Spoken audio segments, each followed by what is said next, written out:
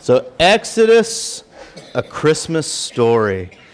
You guys have no idea how excited I am to preach this to you guys, because I love Genesis and Exodus, Leviticus, Numbers, and Deuteronomy.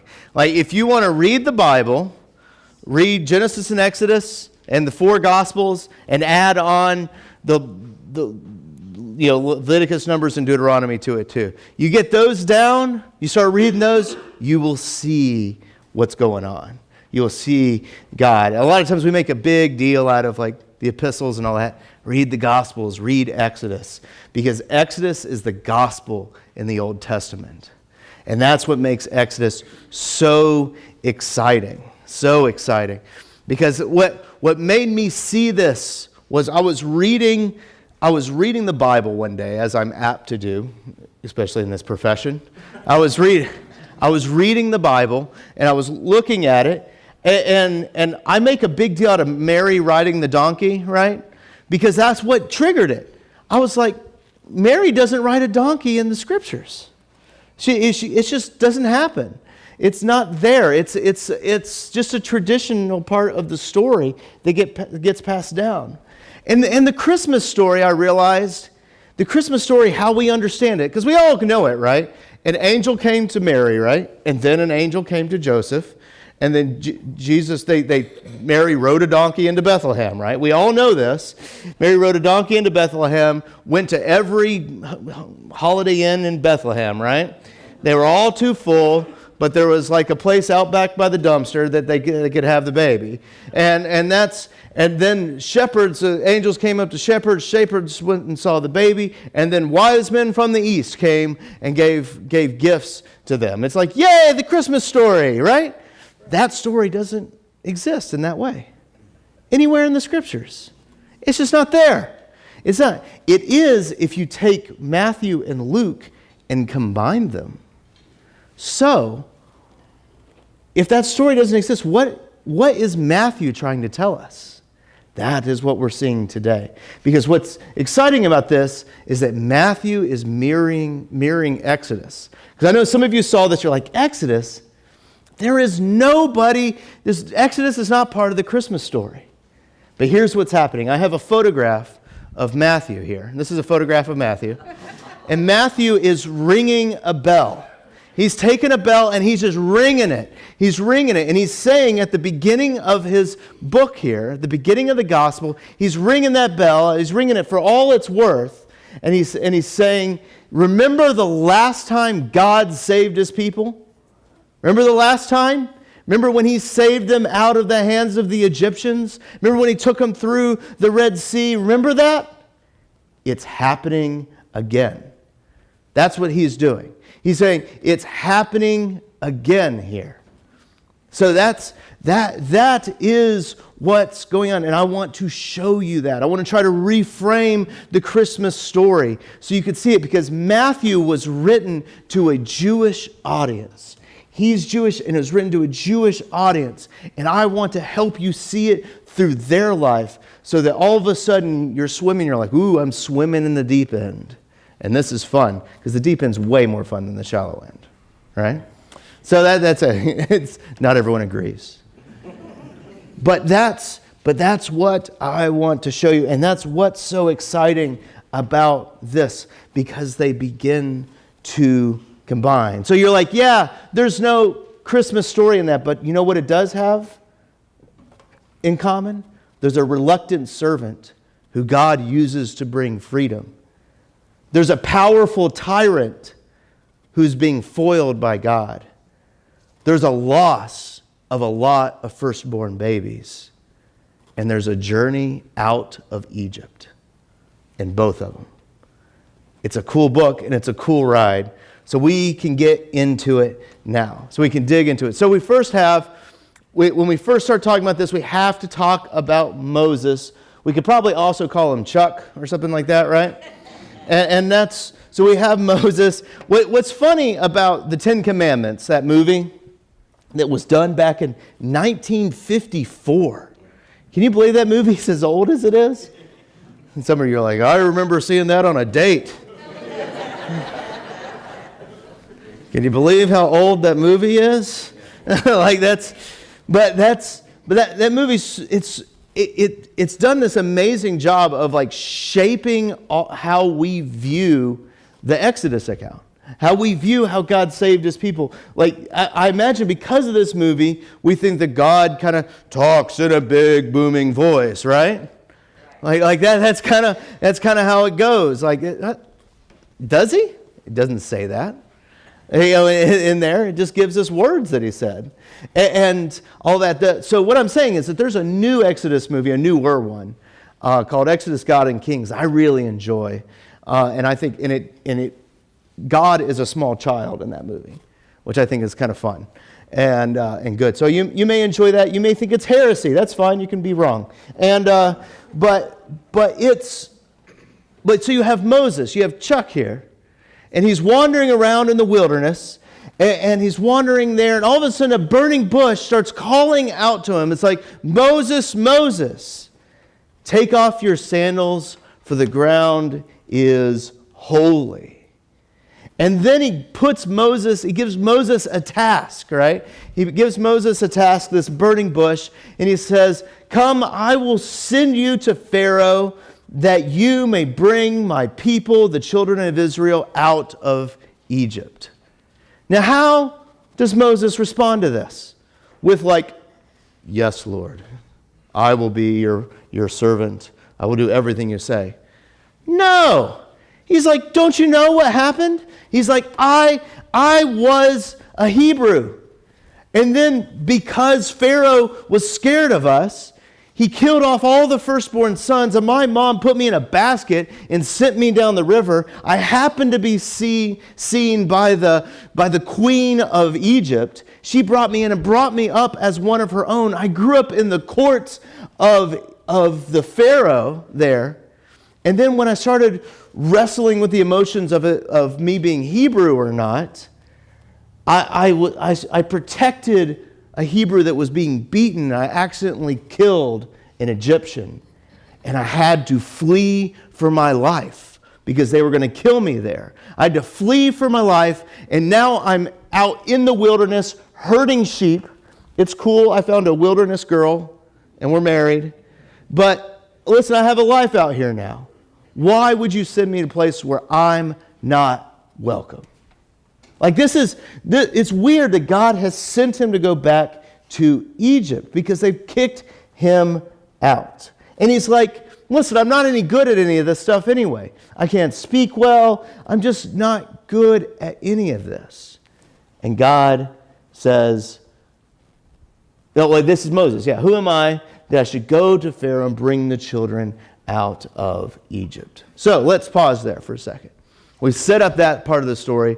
Let's now go to Joseph. You know Joseph, he's engaged to this nice girl named Mary, but Mary comes up to him one day and says, hey, I'm pregnant. And God did it. Yeah, right? Like, yeah. Oh, really? God, huh? Yeah, I believe that. Yeah, God sure does it. He makes the plants grow and makes babies appear out of nowhere, right? Like that's like the stork just dropped him off, right? Like that's the beginning of the story. Look, this is how it starts. He goes, now the birth of Jesus, this is Matthew chapter 1, verse 18. This is how it begins. There's a genealogy in Matthew and then this. Now the birth of Jesus took place in this way. When his mother Mary had been betrothed to Joseph, before they came together, she was found to be with child from the Holy Spirit. Now we clean this up. We clean this up all the time. We're like, oh yes, these willing servants are like, yes, Lord, I will follow you to the ends of the earth, right? Well, the very next thing, he's like, but I need to divorce you. You know, like that's not, if they're just willing, like that's all cleaned up and nice and all that stuff. Like Joseph was probably like, what? You're pregnant? Like, how in the world can you be pregnant? We haven't done, wait a second, you know? Like you've been unfaithful to me. But Joseph, he's a good guy. He's like, I'll just divorce her quietly, not to make a big deal out of it. Suddenly, Moses and Joseph have a whole lot in common.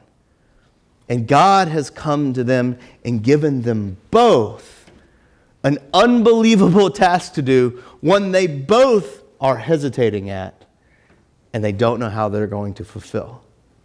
I just think it's interesting that there's this coincidence there that both are having. And I wonder if this pertains to ourselves.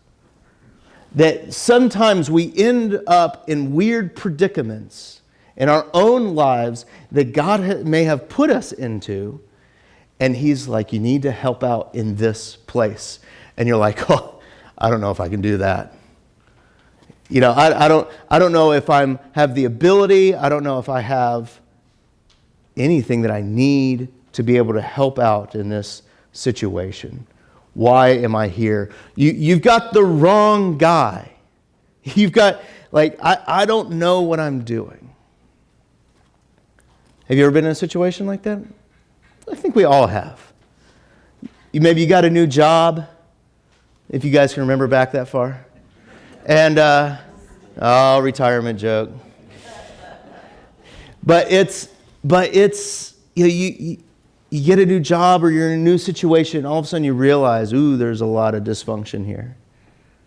And you're like, I'm not up to this. Maybe I need to divorce myself out of it, right? But maybe you're being called to it. Even if it's just for a time, something that was tough that you didn't know how to go through, you were going, I'm the wrong guy for this. I'm the wrong person for this. But maybe you're being called to it.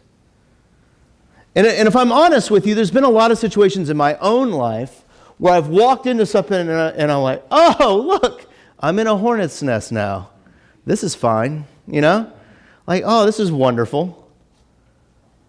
Like, I don't know if I'm up for this. I don't know if I can deal with this. And you just like, but I'm the one that's here. Here we go. You know? Like here we go. You know, I think that's our struggle that we deal with. So let's get back to Moses. Let's get back to old Chuck here. To this guy. You know, he's telling God that he can't do it, but God says something interesting. God says, hey, I've got your back. So we look in Exodus here, and God says, but I will be with you. And this will be a sign for you that I have sent you, that when you have brought the people out of Egypt, you will serve God on this mountain. He says, I will be with you. I've got your back. You will rescue the people and you'll bring them right back here. And long story short, we know that Moses is hesitant, but we know that God has his back, that he never is going to leave him or forsake him. And he ends up going to Egypt, and he says to Pharaoh, let my people go, right? And Pharaoh's like, no way! And all these plagues come on to Pharaoh, all these 10 plagues, and it kind of ends with a bunch of Egypt's firstborns dying, which is a mirror of what they did to the Hebrews earlier on in the story. And God brings his justice to evil. And then the people leave and they go through the parting of the Red Sea and they go through it. Through all of that, we see that God has Moses' back. And he says, I will be with you. And this is beautiful when we go back to Matthew. Because that whole part where God keeps saying, I will be with you. I've got your back. I will be with you. And when we get back to Joseph's story, it says, but Joseph, as he was considering these things, behold, an angel of the Lord appeared to him in a dream, saying, Joseph, son of David, do not fear to take Mary as your wife, for that which is conceived in her is from the Holy Spirit. She will bear a son, and you will call his name Jesus, for he will save the people from their sins. All this took place to fulfill what the Lord had spoken by a prophet. Behold, the virgin shall conceive and bear a son, and they shall name him Emmanuel, which means God with us. The entire time God was talking to Moses, he says, I will be with you. I will be Emmanuel. And and his comforting word to Joseph at the beginning of a hard journey is, I will be with you. You will name him Emmanuel. He will go with you. God's got your back. He is Emmanuel. And God's got your back too. See, that's the angel saying, God's got your back. Sometimes life just feels like it's too much. You got family issues, you got money issues. You may feel like Joseph and you're saying, this is just too much, I need it divorced out of my life. But this is where Jesus comes in. And he comes to every one of us in our times of need, in our times of hurt, in our times where sin becomes too much of our lives. When the bad parts of our days seem to be compounding onto one another, making it seem like we have no future at all.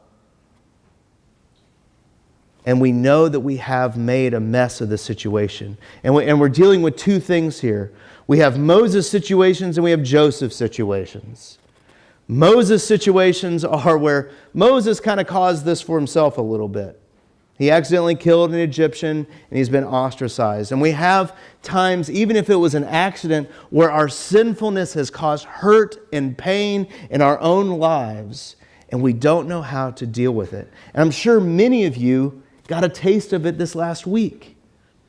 That perhaps this last Thanksgiving was the first one that you've seen that one relative that you haven't seen in a long time. And it was difficult because you said something hurtful to them 15 years ago. Or maybe you're worried about this Christmas because you haven't talked to Aunt Betty in 17 years, right? And it hurts to even see them. Like that, it's difficult. Life is difficult. There are sins on both sides. You have Joseph situations and Moses situations. Moses where we cause it, and Joseph where the hurt and the pain is coming on to us. But God says that he will be with us always. Listen, I don't know. I'm just using anecdotes. I don't know what you're going through or what you've been through. But what I do know is that God doesn't leave you alone. And that God often sends you out, not from your perfection or your when your life is all together, but he sends you out from the midst of your garbage and your struggle. He sends you out from that point. And we know that God has our back. Because he sent out Joseph and he sent out Moses to bring hope to all. And we see that with Jesus too. Is that Jesus came and didn't come and show us this amazing picture of glory, but instead showed us a guy who spit on the ground and rubbed it in someone's eyes so that they could have sight. Showed us a picture of a guy, well, I guess this is pretty glorious, that turned water into wine, right? But he also showed us a picture of when he was raised up in glory, it was when he was on the cross, taking all of our sin away from us. And he does that so that he always has our back because he is Emmanuel, God with us. So he'll never leave you or forsake you. So as I end today, I want to share one extra thing about Matthew with you. It's about Emmanuel. So right at the beginning of this, the angel, that messenger of God, comes to Joseph and says, he will be called Emmanuel, right? The God with us. That's what Matthew is all about, is that God is with us. Because that's what Exodus is all about, is that God is with us. When you fast forward all the way to the end of Matthew, there's another bookend. At the end, Jesus is about to ascend into heaven, and he says something. He says the Great Commission. The last thing out of his mouth is, "Lo, I will be with you always, even to the end of the age." Matthew bookends his with what he wants you to see, that God will be with you. So whether your life is good or if it's bad, whether you're a struggle, God is meeting you there, and he's sending you through it.